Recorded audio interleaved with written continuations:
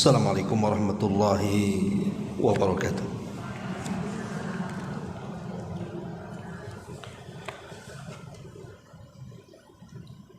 Alhamdulillah wassalatu wassalamu ala Rasulillah wa ala alihi wa sahbihi wa mawalah wa la hawla wa la quwata illa billahi wa ba'du. Alhamdulillah, segala puja dan puji hanya milik Allah subhanahu wa ta'ala. Salat dan juga salam tahdiahkan kepada Rasul kita Nabi besar Muhammad sallallahu alaihi wa ala alihi wasallam. Kita lanjutkan kembali kajian kita, masih membahas kitab 175 Jalan Menuju Surga Allah Azza wa Jal, karya Naib bin Mamduh Al-Suud. Dan kita masuk pada poin yang ke-10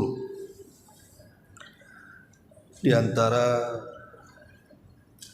jalan-jalan menuju surga Allah Subhanahu wa taala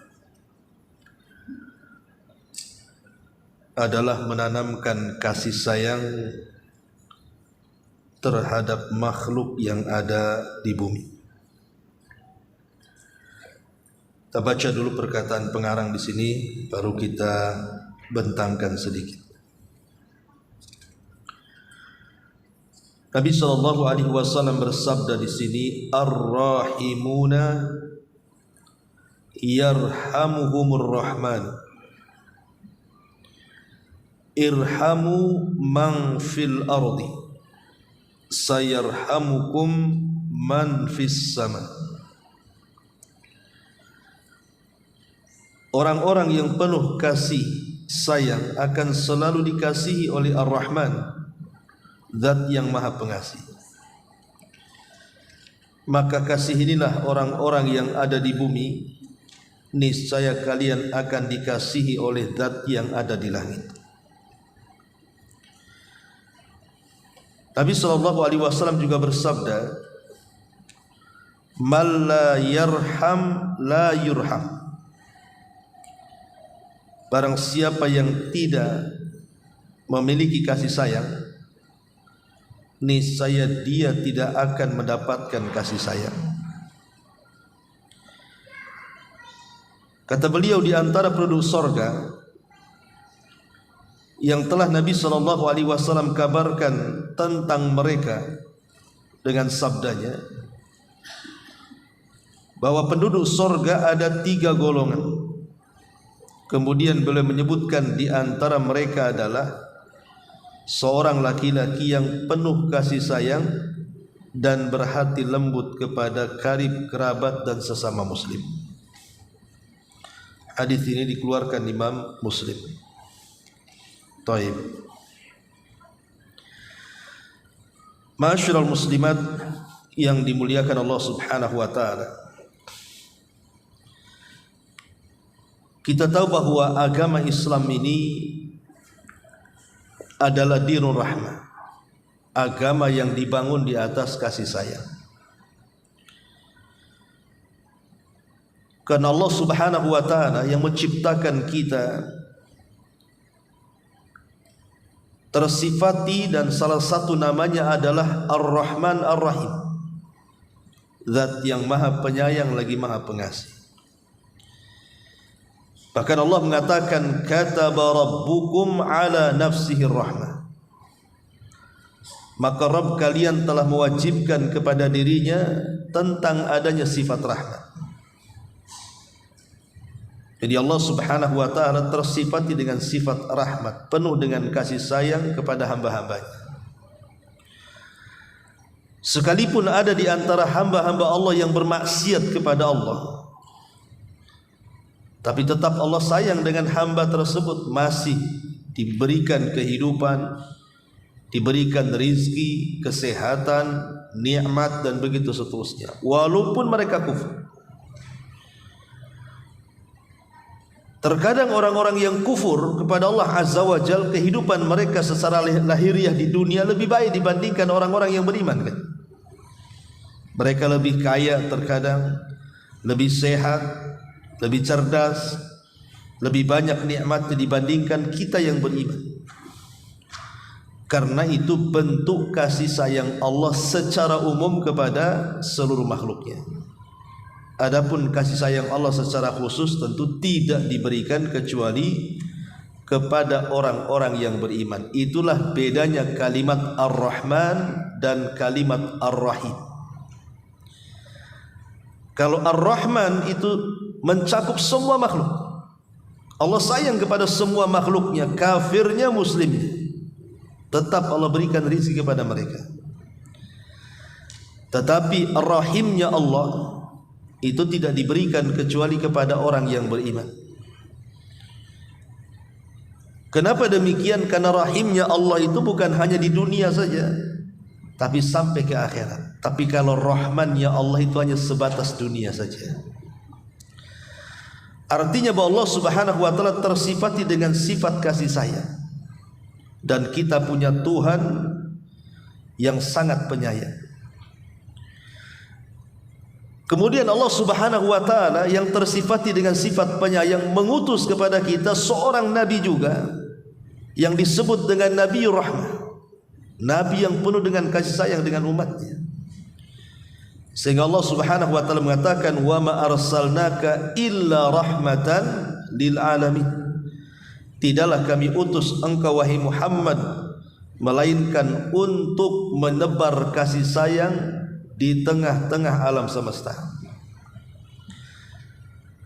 Ma'asyiral muslimat yang dimuliakan Allah Azza wa Jalla, dan agama yang dibawa Rasul serta dakwah yang diemban Rasul juga adalah agama yang penuh dengan kasih sayang, dan dakwahnya pun penuh dengan kasih sayang.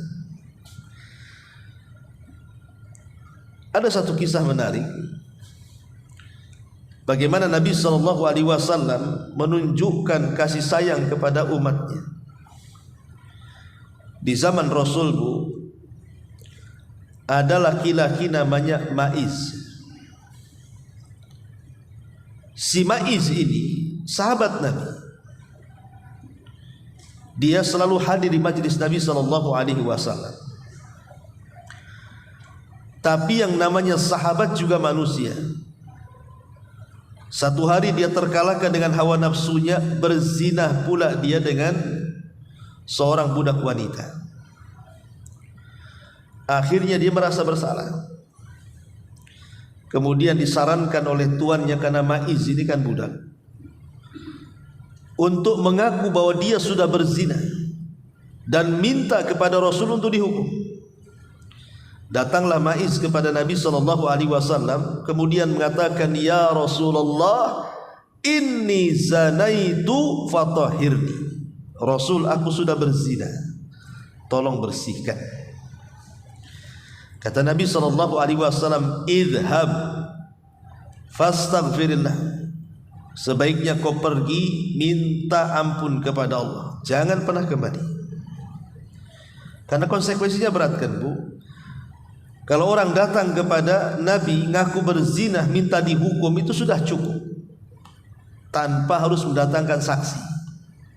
Karena pengakuan itu sekuat-kuatnya saksi. Saksi itu didatangkan kalau tidak ngaku, baru datang saksi. Tapi kalau udah ngaku, ngapain ada saksi lagi? Ya langsung dihukum lah. Tapi Nabi SAW itu Nabi yang penuh dengan rahmat. Tidak lantas orang datang ngaku berzina langsung dirajam. Tidak, kata Rasul, pergi. Tinggal kau bertobat kepada Allah dan jangan kembali. Tapi karena si Ma'iz ini memang ingin bertobat kepada Allah, ingin dibersihkan dosanya di dunia supaya tidak kotor di akhirat, dia tetap kekeh mengatakan, "Zanaitu fatahhirni." Rasul, aku sudah berzina, rajam lo aku. Akhirnya karena terus kekeh seperti itu, minta untuk dirajam, maka mau diapakan lagi? Rasul sudah sayang, padahal diberikan kesempatan supaya bertobat, dan kalau sudah bertobat memperbaiki hidupnya, dengan memperbanyak ibadah, kan nanti banyak pahala yang dibawa. Tapi karena dia sudah bulat tekad, akhirnya kemudian dirajamlah si Maiz ini. Ketika dirajam, Bu, ya namanya dilempari batu ya sakit juga. Lari dia. Si Maiz ini lari, dikejar sama para sahabat sampai mati. Ketika Nabi SAW mendengar bahwa si Maiz ini kabur ketika dirajam, dilempari batu, dikejar para sahabat, Rasul marah sama para sahabat. Hala taraktumu, kenapa kalau kalian mengejar si Maiz? Kalau dia sudah kabur, biarlah dia kabur, katanya. Ngapain dikejar, katanya? Mungkin dia kalau sudah kabur mau tobat dan memperbaiki dirinya, malah dikejar, dirajam sampai mati. Tapi bahasa Nabi SAW, hala taraktumu, kenapa kalian kemudian mengejar dia? Biarkanlah dia. Itu bentuk kasih sayang Nabi. Nabi itu masih memberikan kesempatan kepada Maiz untuk bertobat, gitu maksudnya. Kemudian datang lagi setelah peristiwa Maiz ini, Bu, seorang wanita, namanya wanita Ghamidiyah, datang kepada Rasul dan mengatakan, ya Rasulullah, inni zanaitu fatahirni, aku pun berzina Rasul, tolong bersihkan aku. Jangan kau tolak sebagaimana kau tolak Maiz, katanya. Lah kebetulan wanita ini sedang hamil. Maka Rasul mengatakan, oh tidak, kamu tidak berzina, jangan-jangan kau hanya mencium, memeluk, memegang, dan begitu seterusnya. Kata wanita ini, berzina wahai Rasul, ini buktinya saya hamil, katanya. Kata Nabi SAW, kalau begitu pulang, lahirkan dulu bayi. Lihat bagaimana kasih sayang Rasul. Karena kalau dirajam ada bayinya, bayi salah apa? Yang salah kan ibunya. Bayi tidak bersalah. Makanya Nabi SAW suruh wanita ini pulang. Maksudnya itu jangan pernah kembali. Sudah pulang, lahirkan anakmu, bertobat, ibadah sampai mati. Setelah kemudian 9 bulan wanita ini melahirkan. Datang dia bawa bayinya. Kemudian mengatakan, ya Rasulullah, ini bayiku sudah lahir. Inni zanaitu fatahirni, ingatkan aku wanita yang dulu pernah berzina, bersihkan aku, katanya. Kata Nabi SAW, tidak bisa. Siapa yang menyusui bayimu? Sebaiknya kau pulang, susui bayimu 2 tahun sempurna. Sebenarnya kalau wanita ini paham maksud Rasulullah itu, tidak perlu balik lagi dia. Susui bayinya, bertobat di rumah, sudah tidak perlu balik lagi.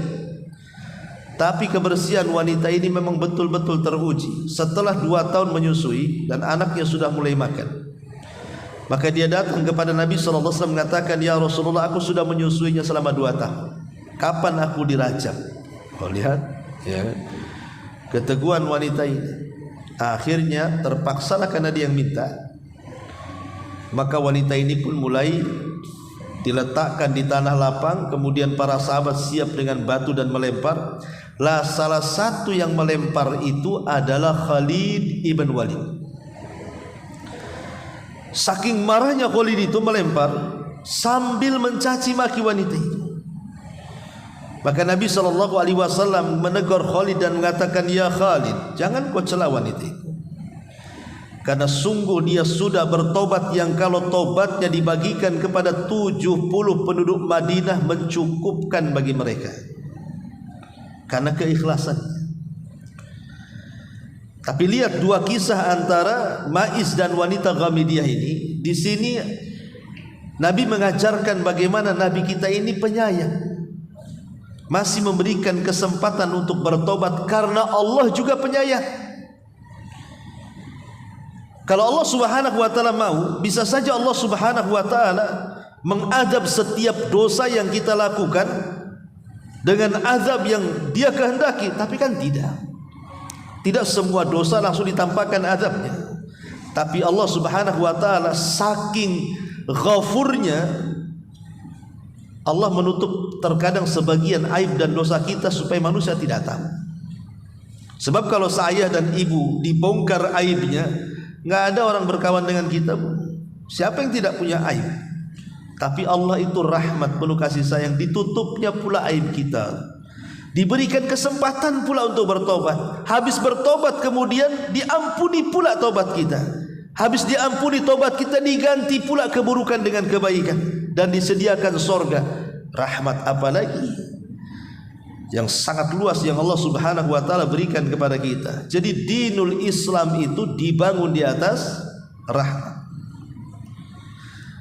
Nah di sini muallif pengarang membawakan dalil bahwa di antara jalan dari jalan-jalan 175 ke sorga itu adalah hendaklah ditanamkan kasih sayang kepada kita. Di zaman Nabi ada seorang datang menemui Nabi SAW. Ada yang mengatakan dia munafik, ada yang mengatakan ya sahabat Nabi, wallahu a'lam. Tapi yang jelas bahwa orang ini datang menemui Rasul. Lah ketika itu Rasul sedang menggendong Hasan dan Husain, cucunya. Kemudian merangkul, memeluk, mencium. Nampak kasih sayang Rasul kepada cucunya.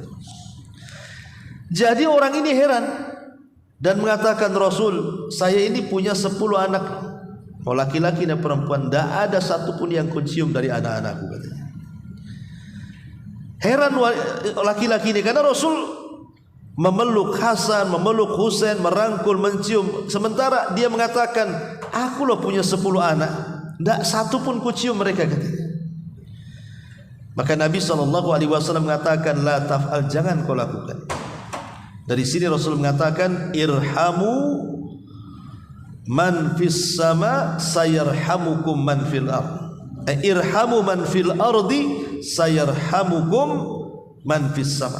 Sayangi orang yang di bumi, nanti yang di langit akan menyayangimu. Kalau engkau tidak melakukan, hampir-hampir Allah mencabut kasih sayang dalam hatimu. Jadi kasih sayang itu penting. Lah kalau kita lihat dalam kehidupan di masyarakatnya, kasih sayang itu lebih tinggi dibandingkan cinta. Ketika kita bicara soal urusan rumah tangga, ayat yang sering dibaca dalam pernikahan itu adalah wa min ayatihi an khalaqalakum min anfusikum azwaja litaskunu ilaiha wa ja'ala bainakum mawaddatan wa rahmah. Di sini ada kalimat mawaddatan wa rahmah. Mawaddah itu artinya cinta. Rahmat itu artinya kasih sayang. Cinta itu tertanam dalam hati. Tapi kasih sayang itu terwujud dalam bentuk akhlak kepribadian. Itu bedanya, ya.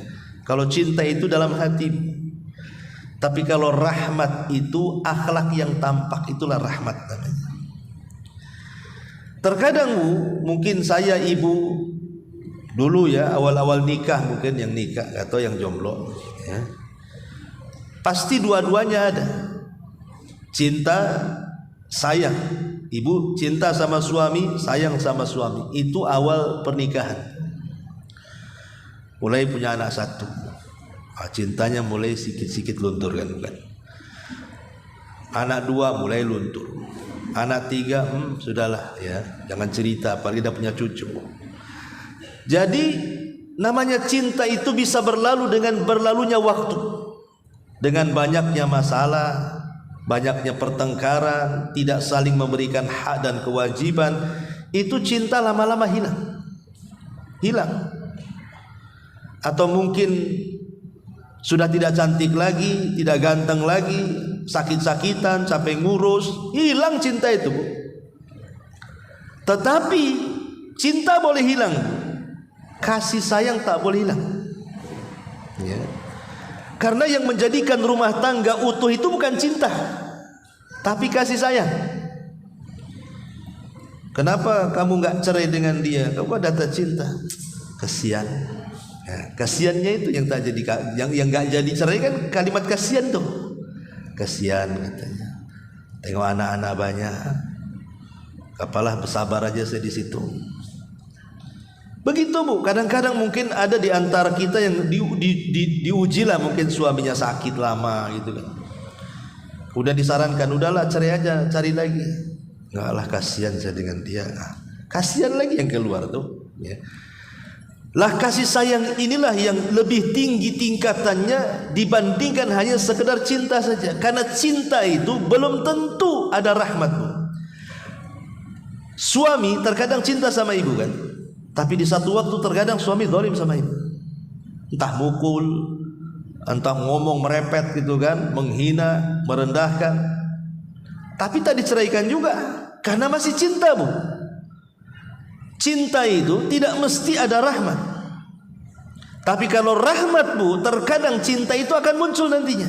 Makanya kenapa agama Islam itu dibangun di atas rahmat. Itulah yang menjadikan langgengnya sebuah rumah tangga itu kan ada rahmat di situ. Tapi kalau sudah tidak ada rahmat, Bu, oh jangan dilanjut rumah tangga. Pasti yang ada hanya kekerasan, kekerasan dan kekerasan. Karena tidak ada akhlak lagi di situ. Apa gunanya berumah tangga kalau nggak ada akhlak di situ? Makanya kenapa kemudian salah satu jalan menuju surga adalah tanamkan sifat rahmat, jadi kasih sayang. Kemudian juga dalam kehidupan yang lainnya, mungkin itu urusan rumah tangga ya. Urusan yang lainnya contohnya umpamanya Nabi SAW mencontohkan bagaimana menanamkan rahmat itu bukan hanya kepada setakat kepada keluarga suami istri saja, tapi juga ditunjukkan kepada bagaimana sayangnya kepada orang tua, bagaimana sayangnya kepada anak-anak, bagaimana sayangnya kepada tetangga dan kepada muslim-muslim yang lainnya, bahkan kepada non-muslim sekalipun, selama mereka tidak memerangi kita. Rasul sudah mencontohkan semuanya. Ma'asyiral muslimin wal muslimat yang dimuliakan Allah Azza wa Jalla, ada beberapa dalil yang ingin saya sampaikan terkait dengan sifat rahmat ini. Disebutkan di dalam sebuah hadis yang dikeluarkan Imam Muslim, Nabi SAW mengatakan, as-sa'i alal armalati wal miskin kal mujahid fi sabilillah awil qa'imil lail as-sa'imin nahar. Orang yang suka membantu janda-janda miskin dan juga fakir miskin, maka mereka sekedudukan dengan para mujahid di jalan Allah, atau mereka sekedudukan dengan orang yang terus melaksanakan salat malam dan orang yang terus melaksanakan puasa sunnah di siang hari. Orang yang suka membantu janda-janda miskin ataupun fakir miskin itu sendiri, maka sekedudukan dengan para mujahid di jalan Allah, atau seperti orang yang salat malam terus dan puasa sunnah terus. Hadis ini mengajarkan bagaimana Nabi SAW memerintahkan kita untuk punya sifat rasa kasih sayang, menolong orang-orang yang susah. Seperti janda-janda yang sudah sepuh, kadang-kadang ada sebagian mereka yang tidak ada tanggung jawab. Suaminya pergi atau meninggal, keluarganya pun tidak ada yang urus dia gitu ya. Kadang-kadang susah kehidupan mereka. Ataupun para fuqara wal masakin, ketika kita menolong mereka, Rasul kasih 3 pahala loh, dalam bentuk kasih sayang, supaya kita tergerak sebenarnya. Dengan diberikan 3 pahala itu supaya kita tergerak, terangsang menolong mereka, dan itu bentuk kasih sayang kita kepada mereka. Bayangkan sekedudukan dengan mujahid, karena jihad tidak mesti dengan jiwa, dengan harta pun jihad. Sekedudukan dengan sholat malam bahkan puasa sunnah. Kenapa membantu kok lebih utama dibandingkan sholat malam dan puasa sunnah? Karena kalau sholat malam, Bu, manfaatnya untuk ibu saja. Begitu juga puasa, manfaatnya untuk ibu saja kan. Kalau ibu nih sepertiga malam bangun kemudian tahajud, pahalanya untuk siapa? Ya untuk ibu lah yang melakukan. Atau ibu mamanya puasa Senin Kamis, untuk siapa pahalanya? Ya untuk ibu lah yang melakukan. Tapi kalau kita membantu orang, itu pahalanya muta'addi, sampai kepada orang juga, dan orang akan berterima kasih kepada kita. Makanya amalan-amalan yang sifatnya berkenaan dengan orang lain jauh lebih berpahala dibandingkan amalan yang bersifat pribadi. Ya, amalan ini kaidah ini. Amalan yang bersifat menyentuh orang itu lebih besar pahalanya dibandingkan amalan yang manfaatnya kembali kepada individu. Contoh, Nabi SAW mengatakan, fadlul alim alal abid ka fadlil qamari lailata badri ala sairil kawakib. Perbedaan orang alim, para penuntut ilmu, dengan ahli ibadah itu sama dengan bulan purnama di antara bintang-bintang yang ada. Bintang itu Bu, walaupun jumlahnya jutaan, tidak bisa menerangi bumi. Tapi satu bulan, walaupun satu, itu bisa menerangi bumi. Itulah bedanya para penuntut ilmu dengan ahli ibadah. Para penuntut ilmu kayak ibu ini kan para penuntut ilmu nih, dapat ilmu bisa disebar ke orang, ya. Tetapi para ahli ibadah mau nyebar kemana? Karena asal ibadah itu harus sembunyi-sembunyi. Kalau ditampakkan bisa riya malah, kan itu ya. Tapi kalau ilmu nggak boleh sembunyi-sembunyi, harus disebar. Nah, itulah makanya ibadah yang menyentuh orang itu lebih baik dibandingkan ibadah yang hanya bersifat pribadi. Nah, seperti ini bentuk kasih sayangnya adalah kita membantu fuqara wal masakin, dan inilah dinul Islam, dinul rahmah. Kemudian juga contoh yang lain, Nabi SAW mengatakan, ana wa kafilul yatim fil jannati hakadha. Saya dan para pengkafil anak yatim di sorga seperti ini. Kemudian Rasul mengisyaratkan dua begini Bu, telunjuk dan jari tengah, kemudian dirapatkan. Jadi kita akan menjadi teman Nabi SAW di sorga bagi yang mengkafil anak yatim. Di sini isyaratnya apa Bu? Bagaimana Rasul menanamkan kasih sayang kepada kita. Bentuk kasih sayangnya apa? Mencintai anak-anak yatim. Bahkan kalau ibu keras hati, untuk melembutkannya itu salah satunya apa? Mengusap kepala anak yatim. Itu lembut Bu hati. Ibu kalau sudah keras, ya, maka cari anak yatim, anak tetangga itu, panggil dia, usap kepalanya, kasih amplop juga. Ya. Kalau nggak dikasih amplop mana mau dia larilah. Nah, jadi maksudnya itu di sini ada isyarat bahwa agama Islam itu dibangun di atas rahmat. Makanya ada seorang laki-laki mengadu kepada Nabi SAW, Rasul, kok hati saya ini keras sekali. Seperti apa contoh keras hati ibu? Ibu kalau sudah malas dengar Quran, malas dengar nasihat, malas sholat, malas ibadah, itu tanda-tanda keras hati tuh, yang kayak gitu tuh. Kalau udah malas itu udah keras hatinya. Jadi orang ini mengadu kepada Rasul dan mengatakan, ya Rasulullah, qaswatun fi qalbi, ini hati kok keras sekali, kenapa ini? Maka Nabi SAW mengatakan, in aradta an yalina qalbaka fa'at'imil miskin wamsah ra'sal yatim. Kalau engkau ingin melembutkan hatimu, beri makan tuh fakir miskin, kemudian usaplah kepala anak yatim. Itulah bentuk kasih sayang. Dengan kita menyayangi orang, akhirnya Allah sayang dengan kita. Ketika kita sayang dengan fuqara wal masakin, dengan anak-anak yatim, kita bantu mereka, Allah sayang dengan cara apa? Akhirnya Allah lembutkan hati kita. Bentuk sayangnya Allah, Allah lembutkan hati kita. Itulah hadis Rasul di sini, irhamu man fil ardi sayarhamukum man fis sama. Sayangi orang yang di bumi, nanti Allah sayang dengan kita. Yang kedua, dalam bentuk sayangnya bukan hanya lembutkan hati saja Bu. Karena kalau kita bersedekah kepada orang, bukan berarti tertanam paradigma sekuler kan Bu. Kalau kita sedekah 100 hilang 100, tidak. Justru dengan sedekah 100 Allah ganti 700 kali lipat. Itu dalam bentuk kasih sayang. Mana qasa min malis sadaqah. Tidak mungkin harta yang disedekahkan itu berkurang, bahkan bertambah dan bertambah. Lebih daripada itu, Allah berikan lagi kasih sayang dengan sedekah apa? Bisa menyembuhkan penyakit.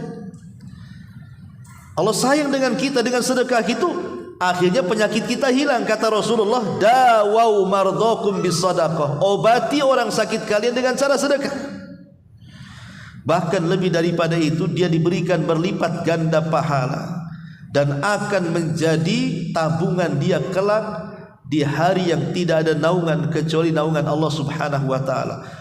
Jadi satu amalan, tapi bagaimana Allah Subhanahu wa taala menunjukkan sayangnya kepada kita dengan berbagai macam keutamaan. Kemudian juga contoh yang lain yang dikeluarkan Imam Muslim dari hadis Abu Hurairah radhiyallahu anhu, Rasul mengatakan, "Man naffasa am mu'minin kurbatan min kurabid dunya, naffasallahu anhu kurbatan min kurabi yaumil akhir, yaumil qiyamah. Wa man yassara ala mu'sirin yassarahu Allahu fid dunya wal akhirah. Wa man satara musliman satarahu Allahu fid dunya wal akhirah. Wallahu fi aunil abdi ma kana al abdu fi auni akhi." Barang siapa yang menghilangkan kesulitan kepada seorang muslim dari kesulitan-kesulitan dunia, maka Allah akan hilangkan kesulitan-kesulitan dia kelak pada hari kiamat. Barang siapa yang mempermudah kepada orang yang berhutang, maka Allah akan mudahkan kehidupan dia di dunia dan di akhirat. Barang siapa yang menutup aibnya seorang muslim, Allah akan tutup aibnya di dunia dan di akhirat, dan Allah akan senantiasa menolong hambanya selama hamba terus menolong saudaranya. Di sini juga ada ajaran dari Nabi SAW bagaimana Rasul mengajarkan kasih sayang kepada umatnya. 3 perkara diajarkan di sini. Pertama, membantu kesulitan seorang muslim. Membantu kesulitan seorang muslim, Bu, tidak mesti dengan harta. Ada orang mungkin kelilit hutang atau ada masalah yang memang perlu bantuan, tapi kita pengen bantu tak punya uang pula untuk membantu. Kan tidak mesti dengan uang. Kita bisa bantu menghibur mereka dengan cara apa? Memasukkan perasaan gembira supaya menghilangkan kesulitan pikirannya. Kata Rasul, sebaik-baik amalan adalah jabrul qulub. Apa jabrul qulub itu? Sururun tudkhiluhu ala qalbil muslim. Kebahagiaan yang ibu masukkan ke hati saudaranya muslim. Entah dengan bercanda supaya dia tertawa, jangan murung terus gitu ya. Entah menghibur dia. Namanya orang seperti itu kan perlu hiburan. Ya dicandai, diajak ngobrol, dicurhati kan lama-lama, tapi jangan gibah ya. Artinya hanya sekedar untuk memasukkan perasaan senang saja. Bagaimana caranya? Jangan pula orang sudah sulit, udah stres, ibu datang membuat stres pula, kuadrat stresnya. Kan ada yang kayak gitu, Bu ya. Ini tetangga lagi stres, banyak masalah.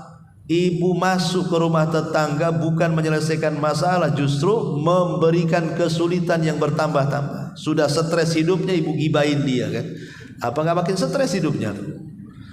Disakiti lagi dengan lisan kita kepada dia, makin stres lagi. Kasihan orang itu sudah pusing, jangan kita buat pusing lagi.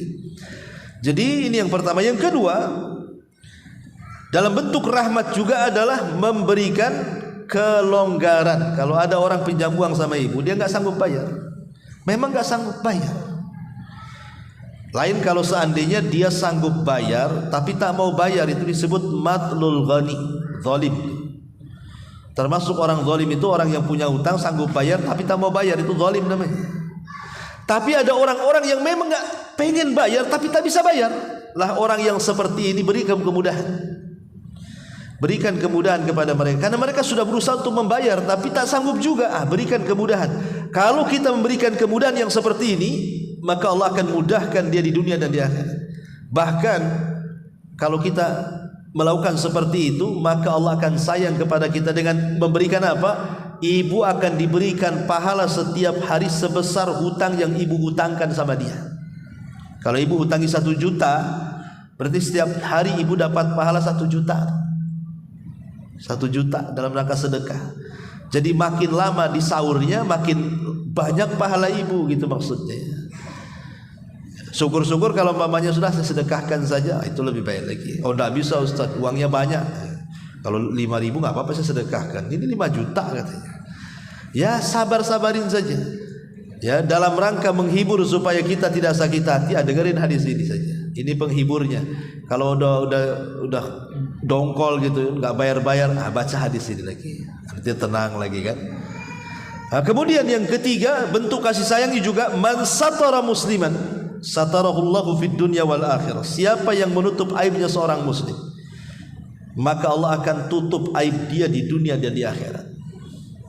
Ini penting, menutup aib seorang muslim itu penting, karena kita ini kadang-kadang mudah sekali membongkar aib orang. Padahal jelas-jelas orang yang datang ke ibu itu minta supaya jangan diceritakan aibnya. Diceritakan juga sama ibu. Kan ada orang baik-baik ibu datang kepada ibu, tolong ya, saya ini ada masalah, tapi cukup kamu saja yang tahu, yang lain jangan. Iya, kata ibu. 2 hari 1 RT tahu semua. Dari siapa coba? Padahal jelas-jelas ini man satara musliman, coba. Rasul yang mengatakan siapa yang menutup aib orang, jelas-jelas orang ini minta ditutup aibnya, ibu pula bongkar dengan bahasa, tidak Ustaz, saya waktu menceritakan kepada orang lain saya pun ngomong sama, tolonglah jangan diceritakan karena orangnya minta jangan diceritakan. Gitu ya. Yang itu juga akhirnya satu kampung tahu. Nah di sini Allah mengatakan, Rasul mengatakan, wallahu fi aunil abdi maka al abdu fi auni akhi.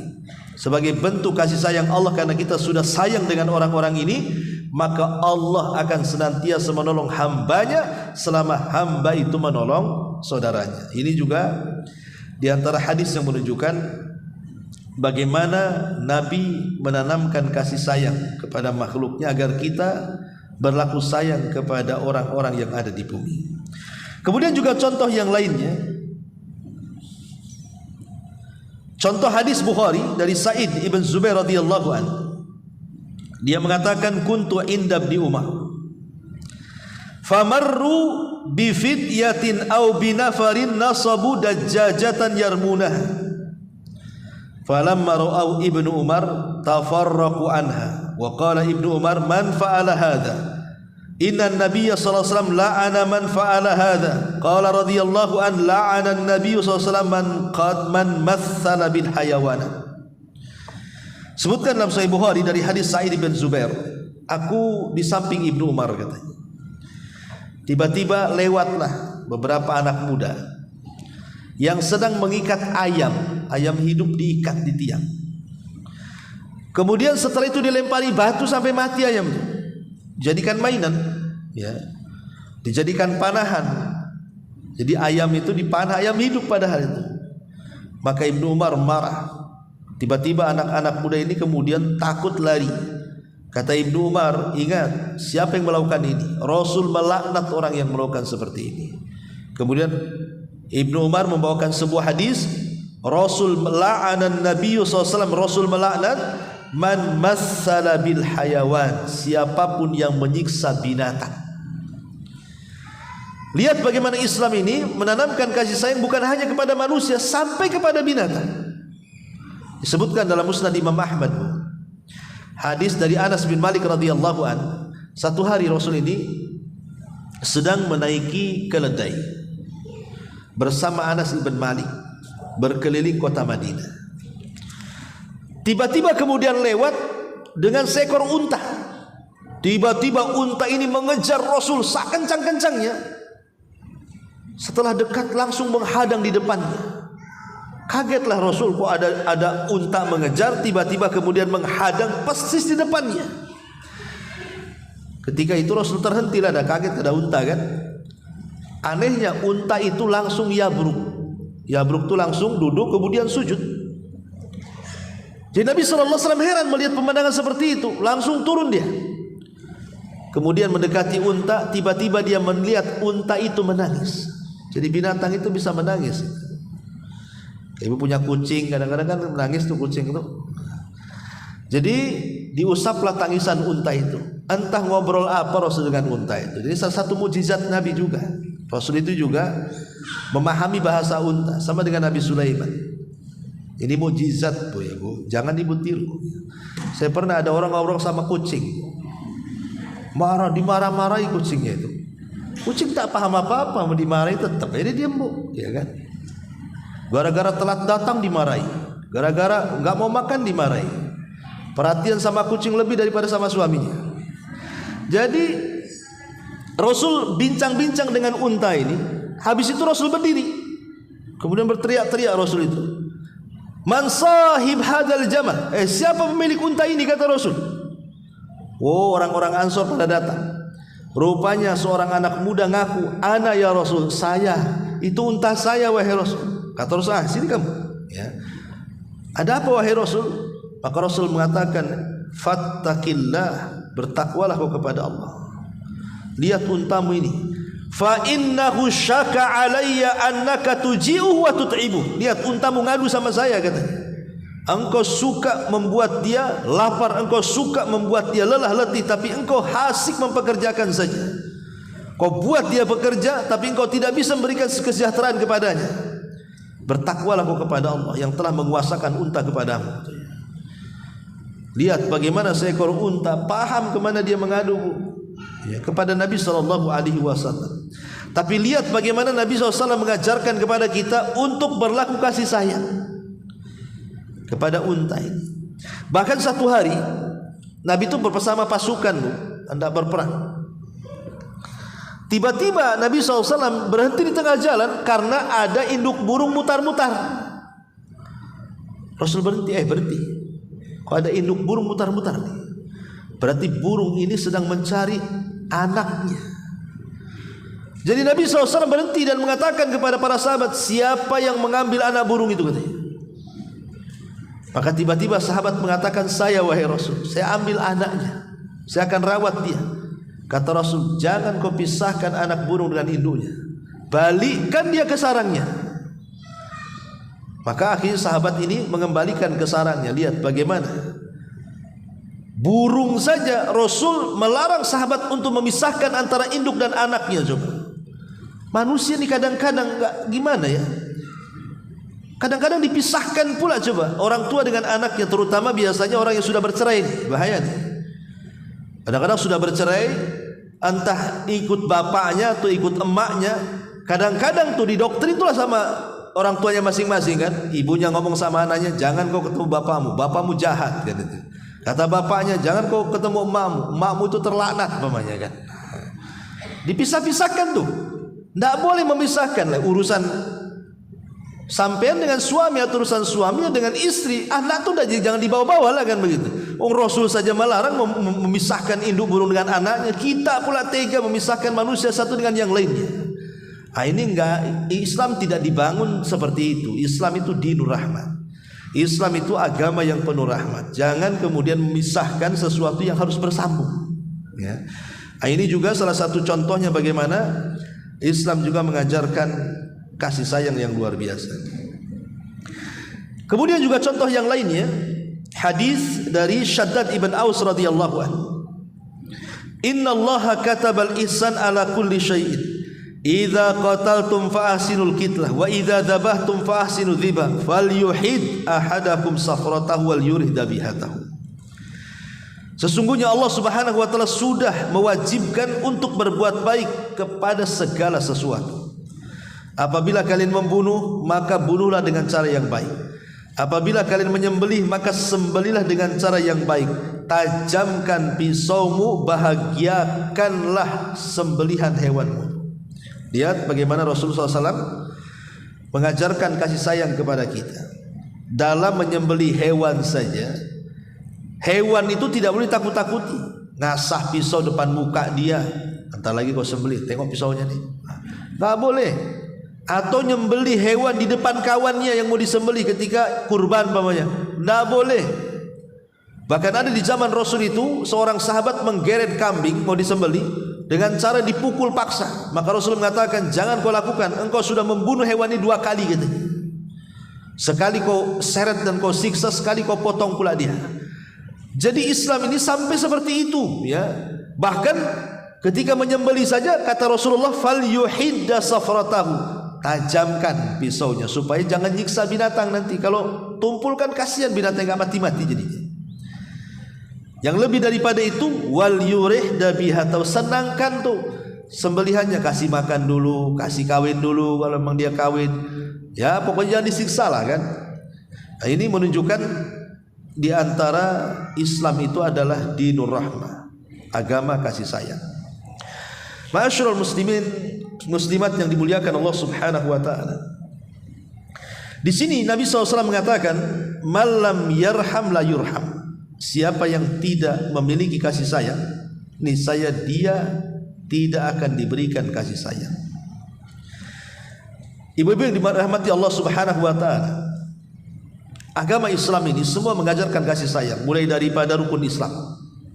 Rukun Islam anggaplah salat, puasa, zakat, haji. Kalau kita perhatikan, itu semua mengajarkan kepada kita sifat ini, kasih sayang.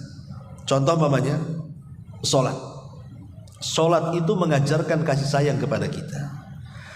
Karena dalam salat itu kata Allah Subhanahu wa taala berfirman, "Innas salata tanha 'anil fahsya'i wal munkar." Kan itu sesungguhnya salat itu bisa mencegah perbuatan keji dan mungkar. Perbuatan keji dan mungkar. Ini kalimat keji dan mungkar ini kan berkaitan dengan kezaliman. Ya, perbuatan lisan kita mungkin kotor kepada orang, perbuatan kita jahat kepada orang, hati kita juga jahat kepada manusia. Lah dengan solat itu semua dihilangkan, dan itu bentuk kasih sayang di situ. Ustaz, tapi ada juga tuh dia solat Ustaz, tapi saya ini tak tahu pula, sakit saya kalau dia ngomong tuh. Ya. Apa yang kita salahkan solatnya? Tidak. Yang disalahkan itu orang yang solat tidak bisa disalahkan. Berarti solat yang ia lakukan itu belum berdampak kepada hidupnya tuh. Padahal Bu, kalau ibu solat 17 kali minimalnya ibu baca ihdinas siratal mustaqim. Ihdinas siratal mustaqim, ihdinas siratal mustaqim. 17 kali kita itu minta seperti itu. Kalau ibu terhenti dalam kalimat ihdinas siratal mustaqim, ibu renungkan gitu kan, harusnya orang yang solat itu dapat hidayah lah. Ya, tapi kalau asal-asalan bacaannya ya mungkin ya, tapi kalau dia dalam sholat itu betul-betul ingkisar, kita merasa hamba Allah Subhanahu wa taala meminta hidayah betul-betul dalam surah Al-Fatihah itu, tidak mungkinlah 5 kali sholat tidak dapat hidayah itu. Kalau betul-betul kita minta kan, sehingga kalau kita minta hidayah dapat hidayah, makanya tidak mungkin orang itu melakukan perbuatan keji dan mungkar karena dapat hidayah dia. Dan ini menunjukkan rahmat yang tertanam dalam sholat. Kemudian yang kedua, zakat. Sama, zakat itu kan juga kepekaan kita kepada orang kan. Zakat itu kan ujian harta Bu. Zakat sedekah itu ujian harta. Kenapa ujian harta? Coba saja Bu, ibu yang cari uang dari pagi sampai malam, tidak ada yang bantu. Keringat dingin, keringat panas, ya kan, semua ibu keluarkan. Capek, lelah, letih, sudah uangnya banyak, tiba-tiba dikasih kepada orang yang gak ada sangkut pautnya dengan pekerjaan. Dia tidak membantu kita, dia tidak ikut ngasih saham kepada kita. Kadang-kadang kita gak kenal siapa dia, tahu-tahu uang kita disuruh dikasih pula sama dia. Itu kan ujian harta namanya ya. Kalau kita kemudian bisa memberi, berarti luluslah kita dalam ujian harta itu. Karena itu kita bisa melawan hawa nafsu, tertanamlah sifat kasih sayang di situ. Nah, itulah makanya zakat itu juga menanamkan sifat kasih sayang. Kemudian contoh yang ketiga, puasa. Kenapa kita berpuasa? Supaya orang-orang yang terbiasa makan enak itu juga merasakan laparnya orang-orang susah ketika mereka lapar. Akhirnya kita yang biasa makan 3 kali atau 5 kali sehari tidak makan sebanyak itu. Oh, beginilah rasanya orang susah tak makan itu. Akhirnya tertanamlah sifat kelembutan kasih sayang. Puasa juga mengajarkan kelembutan kasih sayang kan. Termasuk juga haji ya, haji pun sama Bu. Orang haji ke Mekah itu kan tidak semua orang kaya. Ada orang miskin nabung dari 60 tahun yang silam gitu ya, akhirnya baru berangkat dia. Harus jual rumah, jual kebun, jual macam-macam gitu untuk haji itu. Tapi lihat, haji itu juga mengajarkan kepada kita kasih sayang. Karena kalau kita lihat manasik haji, semua pakaian orang haji itu sama. Bukan lantaran momennya ibu orang kaya, wah ihramnya pakai batik, nanti lucu lah kan ihram pakai kain batik kan itu. Semua sama, menunjukkan kesetaraan antara orang kaya dan miskin di situ. Supaya nampak kasih sayang sama rata di depan Allah Subhanahu wa taala. Intinya bahwa rukun Islam itu kalau kita perhatikan semua mengajarkan kasih sayang. Dan di sini jalan menuju surga itu salah satunya adalah dengan cara menanamkan kasih sayang dan menghilangkan kekerasan di dalam hidup kita. Karena Allah Subhanahu wa taala itu ada seorang ulama, siapa namanya saya lupa ya. Dia mengatakan, seandainya aku mati katanya, kemudian dihadapkan kepadaku untuk menghisab aku, satu orang tuaku, yang satunya Allah Subhanahu wa taala, maka aku memilih yang menghisabku adalah Allah, bukan kedua orang tuaku. Kenapa? Karena Allah lebih sayang denganku dibandingkan kedua orang tuaku. Bayangkan, Allah Subhanahu wa taala menjadikan rahmat itu 100 bagian. Kemudian yang satu bagian ditarik diletakkan di dunia, yang 99 bagian diletakkan di sorga. Ya. Yang satu bagian rahmat yang ditarik ke dunia itu saja kita lihat, orang tua sayang dengan anaknya, anak sayang dengan orang tuanya, kita sayang dengan tetangganya, sayang dengan orang miskin, sayang. Satu rahmat saja, satu dunia bisa sayang-sayangan tuh. Semana pula kalau yang 99 itu digabung tuh, seperti apa sayangnya manusia tuh. Wong satu saja sudah seperti itu. Ya. Makanya ulama ini mengatakan, kalau aku dihisab pada hari kiamat, yang menghisab aku kedua orang tuaku, yang satunya Allah, aku milih Allah. Kenapa? Karena kasih sayang Allah masih tersimpan 99 di sana. Dan Allah lebih sayang dengan hambanya dibandingkan orang tuanya dengan anaknya. Dalam perang Hunain kan menang tuh kaum muslimin. Jadi tawanan-tawanan perang itu, terutama kaum hawa, kaum wanita itu dikumpulkan di satu tempat. Jadi ada seorang ibu celingak-celingu, kayak orang bingung, orang stres, menangis. Rupanya ibu itu kehilangan bayinya. Kadang-kadang ada ibu lain yang memegang bayi, ditengoknya disangka bayi dia, padahal bukan. Pokoknya kayak orang stres ibu itu. Dan itu diperhatikan Nabi. Sudah putus asa lah ibu ini, sudah nggak tahu lagi bayinya di mana. Udah menangis dia, udah putus asa betul. Akhirnya dia terduduk, tiba-tiba ada yang ngantar bayinya. Tentu udah lama dia cari bayi itu, tiba-tiba ada yang ngantar bayi. Apa nggak bahagia tuh Bu? Sampai dia lupa menutup auratnya ketika menyusui anaknya, saking bahagianya. Kemudian Nabi SAW mengatakan kepada para sahabat, sediakan kayu bakar di sana. Kata sahabat, untuk apa? Sudah, sediakan aja kayu bakar. Maka sahabat kemudian menyediakan kayu bakar, kemudian dinyalakan. Kata Rasulullah, perintahkan ibu itu untuk melempar bayinya ke dalam api itu.